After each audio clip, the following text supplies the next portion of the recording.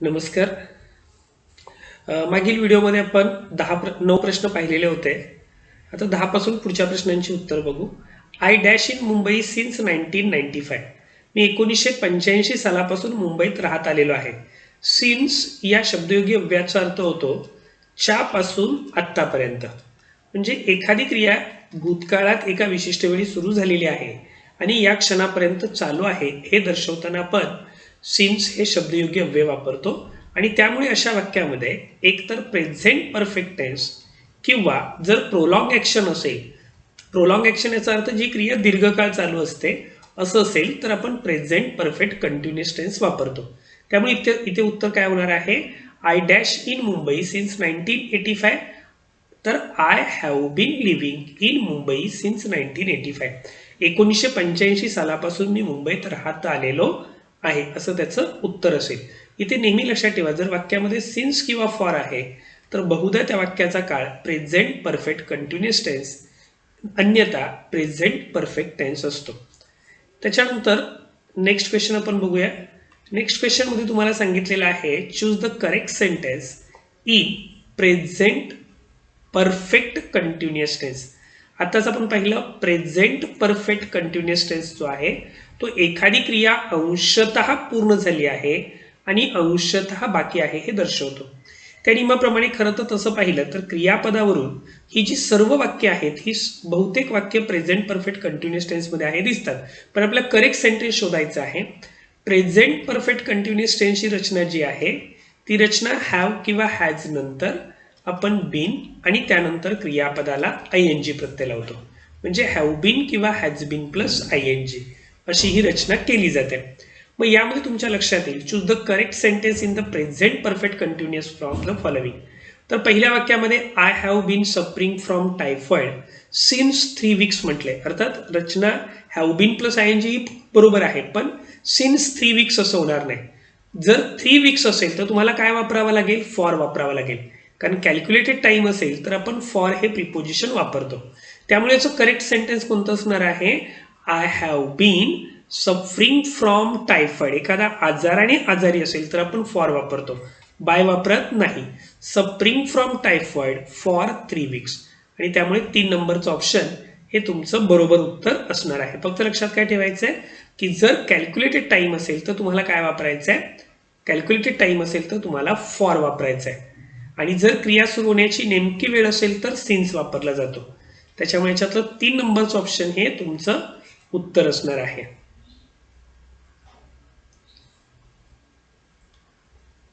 त्याच्या पुढील प्रश्न बघूया. पुढील प्रश्न आहे choose the correct sentence in future perfect tense from the following. Future perfect tense मधील योग्य वाक्य तुम्हाला ओळखायचं आहे. फ्युचर परफेक्ट टेन्स म्हणजेच शाल किंवा will plus have plus V3. व फ्युचर परफेक्ट टेन्समध्ये काय होणार आहे? She will have sung song हे पहिलंच वाक्य येईल. विल मधून फ्युचर स्पष्ट होतंय, have plus V3 perfect tense clear करतोय. त्यामुळे पहिलं वाक्य जे आहे हे फ्युचर परफेक्ट टेन्स वाक्य आहे. He will come if you invite him. मगाशीच आपण पाहिलं जर इफच्या वाक्यामध्ये इफ यू इन्व्हाइट हिम, जर तू त्याला आमंत्रण दिलं तर तो येईल. या वाक्यामध्ये इन्व्हाइट हे क्रियापद जे आहे हे सिंपल प्रेझेंट टेन्स मध्ये आहे. त्यामुळे मेन क्लॉज मध्ये विल कम वापरलेला आहे.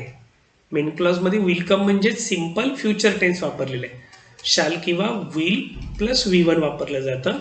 अशा वाक्यरचनेला आपण प्रोबॅबल कंडिशन असं म्हणतो.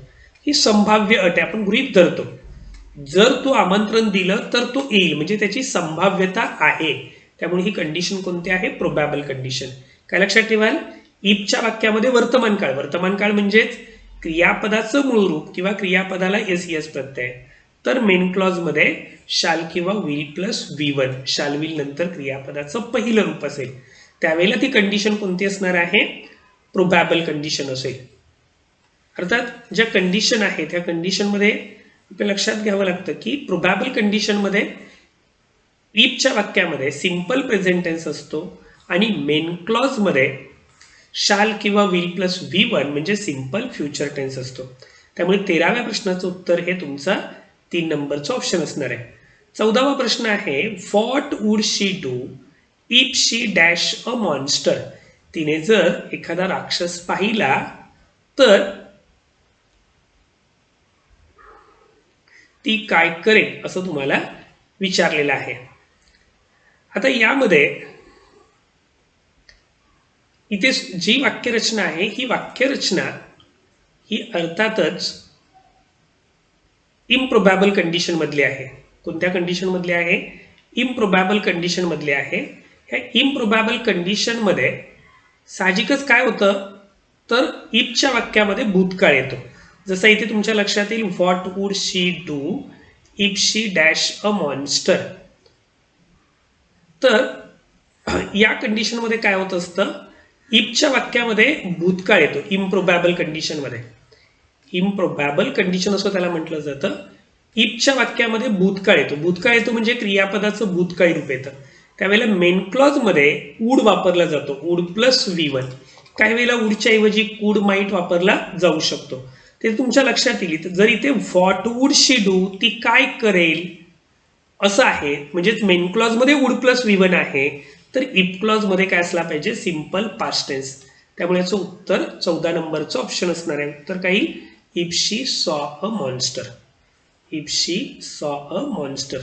त्यामुळे if she saw a monster म्हणजे सॉ म्हणजेच पहिल्या नंबरचं ऑप्शन हे तुमचं उत्तर असणार आहे.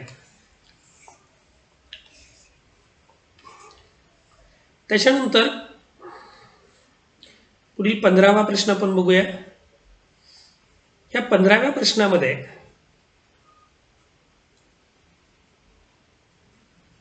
तुम्हाला रिकामी जागी योग्य शब्द किंवा योग्य ऑप्शन निवडायचा आहे. त्याच्यामध्ये काय म्हटलंय, while she dash her song she sat down. यामध्ये नेहमी लक्षात ठेवायचं, भूतकाळदर्शक दोन वाक्य जोडण्यासाठी व्हाईल वापरला असेल तर व्हाईल नंतरच्या वाक्यामध्ये पास्ट कंटिन्युअस टेन्स वापरतात, म्हणजे was were plus verb plus ING वापरतात. बघा व्हाईल या ठिकाणी वेन वापरलेला आहे, तो सुद्धा काय दर्शवतोय तर कंटिन्युअस ऍक्शन दर्शवतोय. म्हणजे जेव्हा ती गाणं गात होती तेव्हा ती बसली. ती बसली म्हणजेच बसण्याच्या अगोदर तिचं गाणं गाण्याची क्रिया चालू होती. गाणं गात असतानाच ती अचानक बसली. त्यामुळे ते काय म्हणावं लागेल, when she was singing her song she sat down. त्यानंतर पुढचं वाक्य आहे आय विशचं. आय विश नंतर येणारं वाक्य जर काल्पनिक असेल, काल्पनिक म्हणजे इमॅजिनरी सेंटेन्स असेल, तर त्या वाक्यामध्ये अनेक वचनी भूतकाळी क्रियापद वापरलं जातं. जसं I wish I were the prime minister. माझी तीव्र इच्छा आहे की मी पंतप्रधान व्हावे, काल्पनिक आहे हे वाक्य. किंवा I wish I were a bird, मला असं वाटतं की मी पक्षी झालो तर, म्हणजे पक्षी व्हावे अशी माझी तीव्र इच्छा आहे. तर या ठिकाणी आपण अनेक वचनी भूतकाळी क्रियापद वापरतो आणि मग त्या नियमाप्रमाणे भूतकाळामध्ये नोचं भूतकाळी रूप न्यू असं होतं. एक वचन असेल किंवा अनेक वचन. मला वाटतं की मला त्याचं नाव माहिती पाहिजे होतं, म्हणजेच न्यू ही काय दर्शवते त्या ठिकाणी इमॅजिनरी कंडिशन, काल्पनिक आहे वाक्य ते, की मला वाटतं, माझी तीव्र इच्छा आहे की मला त्याचं नाव माहिती असायला पाहिजे, but I didn't know his name, पण मला त्याचं नाव माहिती नव्हतं, असा त्याचा अर्थ आपण घेत असतो.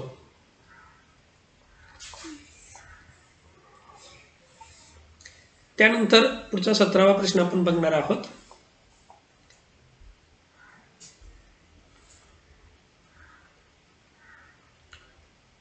सतराव्या प्रश्नामध्ये you dash a shock when you read the letter. आता थोडासा प्रश्न हा कन्फ्यूज करणार आहे, कारण या ठिकाणी रीड हे क्रियापदाचं वर्तमानकाळी रूप आहे आणि त्याचं भूतकाळी रूप रेड असं होतं. म्हणजे यू रीड द लेटर असं वाचलं तर हे वर्तमानकाळी आहे, यू रेड द लेटर असं वाचलं तर ते भूतकाळी आहे, बरोबर. आणि त्याच्यामुळे जर वर्तमान काळ असेल इफच्या वाक्यामध्ये किंवा टाइम क्लॉज मध्ये, तर मुख्य वाक्यामध्ये आपण शाल विल वापरतो. आणि जर भूतकाळ असेल तर वुड प्लस V1 वापरतो. अर्थात MPSC ला विचारलेलं हे वाक्य आहे, त्यावेळेला आयोगाने उत्तर वुड गेट असं दिलं होतं. कारण जनरली आपण भूतकाळाचं वर्णन करतो. You would get a shock when you read the letter, जेव्हा तू पत्र वाचलं तेव्हा तुला धक्का बसला, अशा अर्थाने वुड गेट.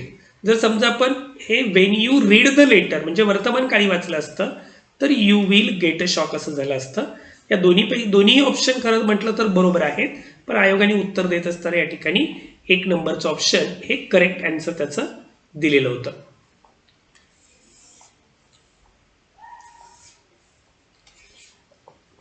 पुढे 18वा प्रश्न आहे,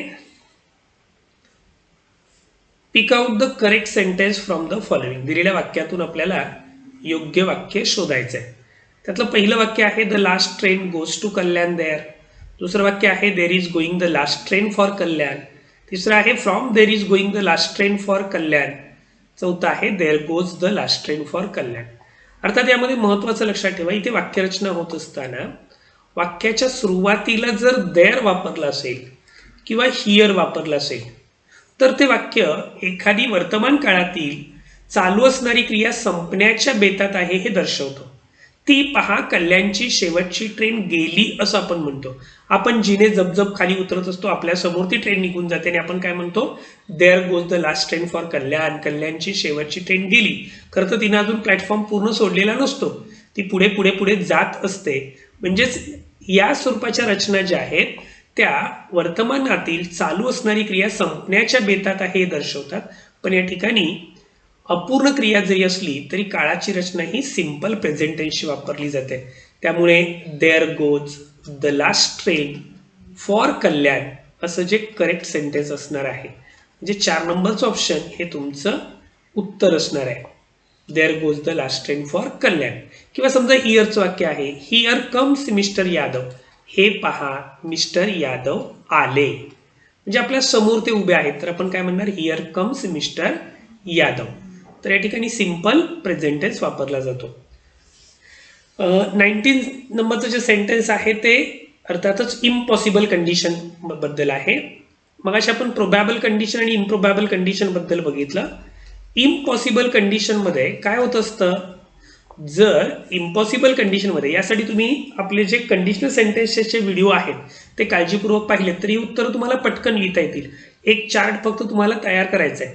तर याच्यामध्ये काय लक्षात ठेवतोय, जर इफच्या वाक्यामध्ये हॅड प्लस V3 असेल तर उरलेल्या वाक्यामध्ये, त्याला मुख्य वाक्य असं आपण म्हणतो, त्या मुख्य वाक्यामध्ये वुड हॅव प्लस V3 असतो. काही वेळेला वुड हॅवच्या ऐवजी कुड हॅव शुड हॅव वापरलं जाऊ शकतं.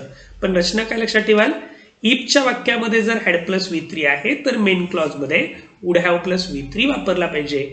आणि त्या नियमानुसार 19व्या प्रश्नाचं उत्तर 2 नंबरचं ऑप्शन असणार आहे. If I had known that he was in the city last weak.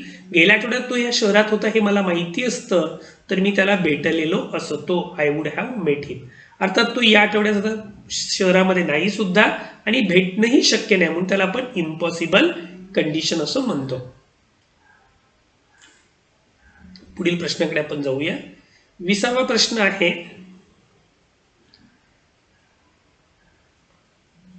यामध्ये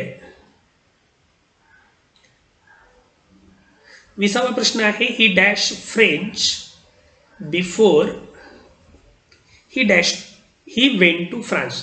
तो फ्रान्सला जाण्यापूर्वी फ्रेंच शिकलेला होता. यामध्ये खूप महत्वाची ही ग्रामर नोट लक्षात ठेवा. बिफोर म्हणजे पूर्वी किंवा याचंच सिनॉनिम आहे बाय द टाइम. बिफोर किंवा बाय द टाइमच्या वाक्यात जर V2 म्हणजे सिंपल पास्ट टेन्स असेल तर उरलेल्या मेन क्लॉज मध्ये नेहमी हॅड प्लस V3 असतो. काय असतो, हॅड प्लस V3. बिफोर किंवा बाय द टाइमने सुरू झालेल्या वाक्यात जर सिंपल पास्ट टेन्स असेल तर उरलेल्या वाक्यामध्ये पास्ट परफेक्ट टेन्स वापरला जातो. He had learn French before he went to France. तो फ्रान्सला जाण्यापूर्वीच फ्रेंच शिकलेला होता. म्हणजे लागोपाठ घडलेल्या 2 क्रियांच्या पैकी प्रथम क्रिया कोणती घडलेली होती, फ्रेंच शिकण्याची. जी क्रिया प्रथम घडली भूतकाळात ती पास्ट परफेक्ट टेन्स मध्ये दर्शवतो आणि जी नंतर घडली ती आपण सिंपल पास्ट टेन्सने दर्शवतो. त्यामुळे 20व्या प्रश्नाचं उत्तर 3 नंबरचं ऑप्शन असणार आहे. पुढे 24वा प्रश्न आहे, तोही फिल इन द ब्लँक साठी आहे. 2-3दा ते वाक्य आयोगाला विचारलेलं आहे.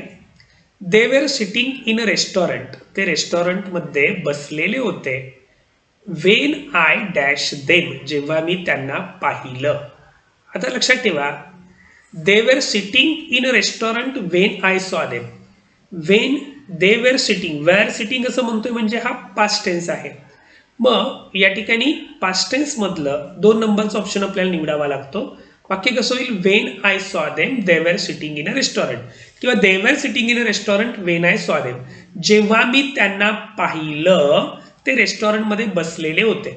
वेनने सुरू झालेल्या वाक्यात जर सिंपल पास्ट टेन्स असेल आणि मुख्य वाक्यातील क्रिया चालू आहे, चालू होती हे दर्शवायचं असेल, त्यावेळेला आपण इथे मुख्य वाक्यामध्ये पास्ट कंटिन्युअस टेन्स म्हणजे वेअर सिटिंग असं वापरतो आणि वेनच्या वाक्यामध्ये सिंपल पास्ट टेन्स वापरतो. म्हणजे लक्षात काय ठेवाल की वेन किंवा वेनचा समानार्थी शब्द ॲज ने सुरू झालेल्या वाक्यामध्ये सिंपल पास्ट टेन्स आहे आणि या वाक्यातली क्रिया मुख्य वाक्यातील क्रियेला अडथळा आणत असेल तर त्या वाक्यामध्ये पास्ट कंटिन्युअस टेन्स वापरला जातो. आता इथे देताना तुम्हाला उलट दिलेला आहे, मुख्य वाक्यामध्ये पास्ट कंटिन्युअस टेन्स वापरलेला आहे म्हणजे इकडे काय असणार आहे, V2 असणार आहे. आणि V2 म्हणजेच कोणता ऑप्शन येईल, 2 नंबरचं ऑप्शन हे तुमचं उत्तर असणार आहे.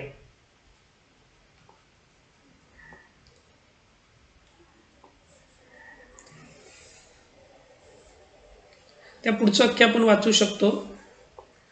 Wien we dash lunch we will go for a walk, जेव्हा आमचं जेवण होईल तेव्हा आम्ही चालायला जाऊ. यामध्ये एक गोष्ट नेहमी लक्षात ठेवायची, वेन किंवा इफ म्हणजेच टाइम क्लॉज आणि इफ क्लॉज ने सुरू झालेल्या वाक्यात जर वर्तमान काळ असेल, प्रेझेंट टेन्स असेल, वेन, आता टाइम क्लॉज मध्ये वाक्य कोणते असणार, कंजंक्शन कोणते असणार, Wien, as, as soon as, before, after, till, until, अशा वाक्यामध्ये म्हणजे अशा कंजंक्शनने सुरू झालेल्या वाक्यामध्ये जर प्रेझेंट टेन्स असेल तर तो प्रेझेंट टेन्स फ्युचर इव्हेंट दर्शवतो किंवा फ्युचर टेन्स इंडिकेट करतो. लक्षात येत आहे. म्हणजे when we lunch we will go for a walk, जेव्हा आमचं जेवण होईल तेव्हा आम्ही फिरायला जाऊ. म्हणजे टाइम क्लॉज मध्ये असणारा वर्तमान काळ भविष्यकाळ दर्शवतो. म्हणजे इथे विल गो म्हणजे भविष्यकाळ व्यक्त होतोय, म्हणजे टाइम क्लॉज मध्ये काय असला पाहिजे, वर्तमान काळ असला पाहिजे. त्यामुळे काय होईल, when we have had lunch we will go for a walk, हे तुमचं उत्तर असणार आहे.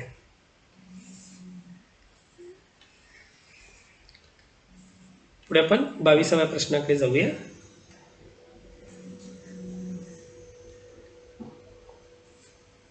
सॉरी, आपला 22वा प्रश्न झालेला आहे. 23व्या प्रश्नाकडे वळू.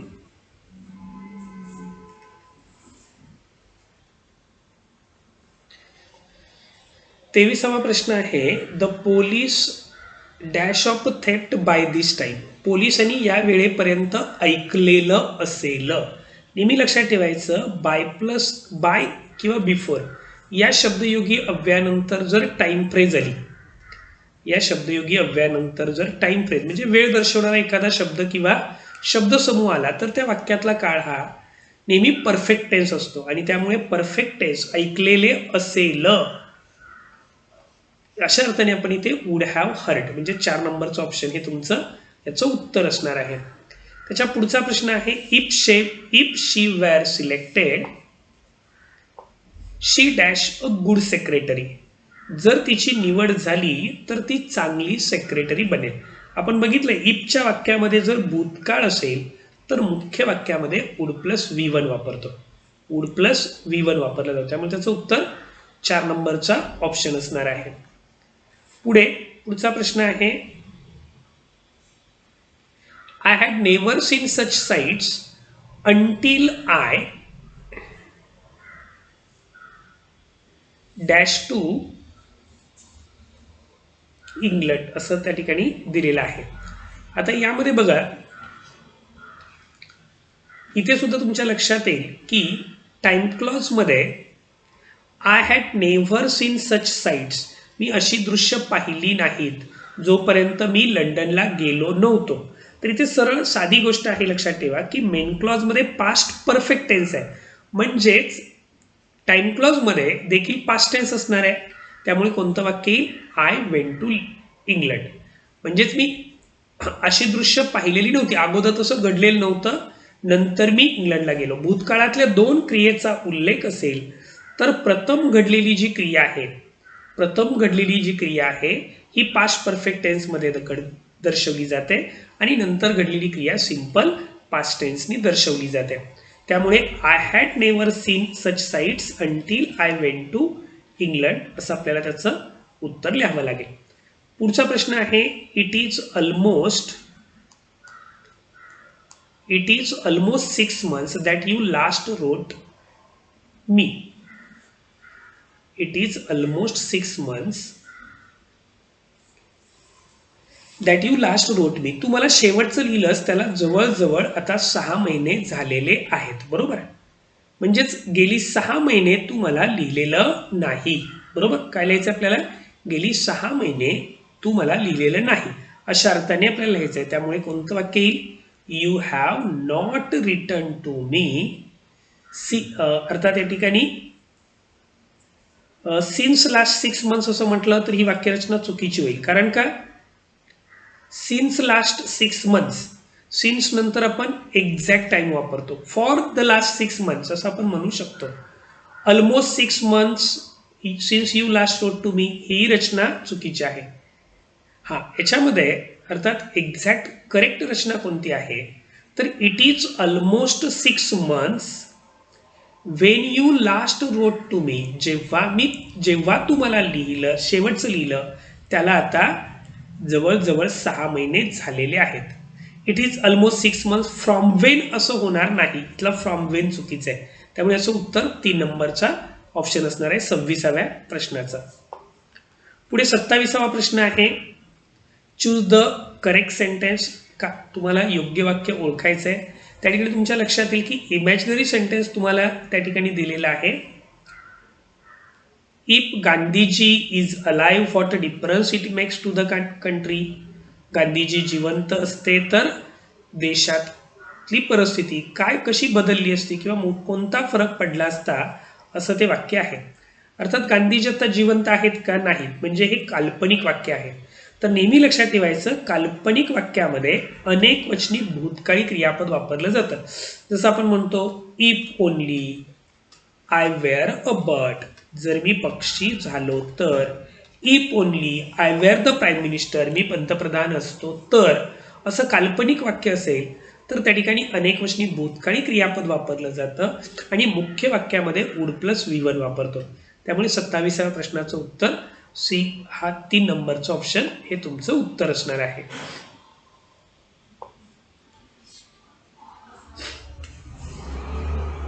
पुढचा प्रश्न आहे pick out the grammatically correct sentence. व्याकरणाच्या दृष्टिकोनातून योग्य वाक्य तुम्हाला ओळखायचं आहे. याच्यामध्ये पण लक्षात ठेवा इथे इम्पॉसिबल कंडिशन मधलं वाक्य दिलेलं आहे. जर कंडिशनल सेंटेन्समध्ये कंडिशनल क्लॉजमध्ये जर हॅड प्लस V3 असेल, had I known this I would not have done it. पहिली गोष्ट लक्षात ठेवा हॅड नंतर नो येणार नाही म्हणजे दुसरं वाक्य चुकीचं आहे. हॅड नंतर न्यू येणार नाही म्हणून दुसरं वाक्य चुकीचं आहे. कधीही जर समजा तुम्हाला इन्व्हर्जन करायचं असेल तर हेल्पिंग वर्ब अगोदर येतं. मेन वर्ब कधीही अगोदर येत नाही कर्त्याच्या. त्यामुळे तिसरं वाक्य चुकीचं आहे. चौथं वाक्य बरोबर आहे.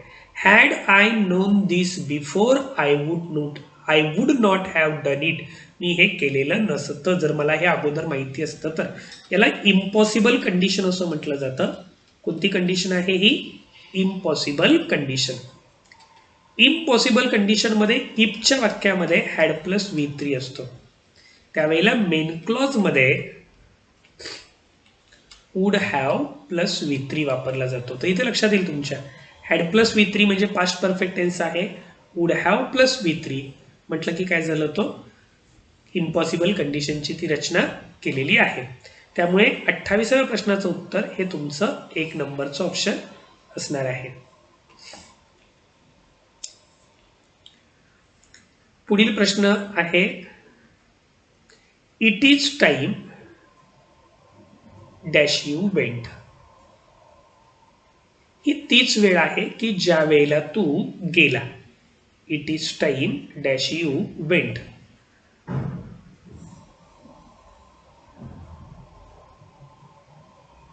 आता इथे इट इज टाइम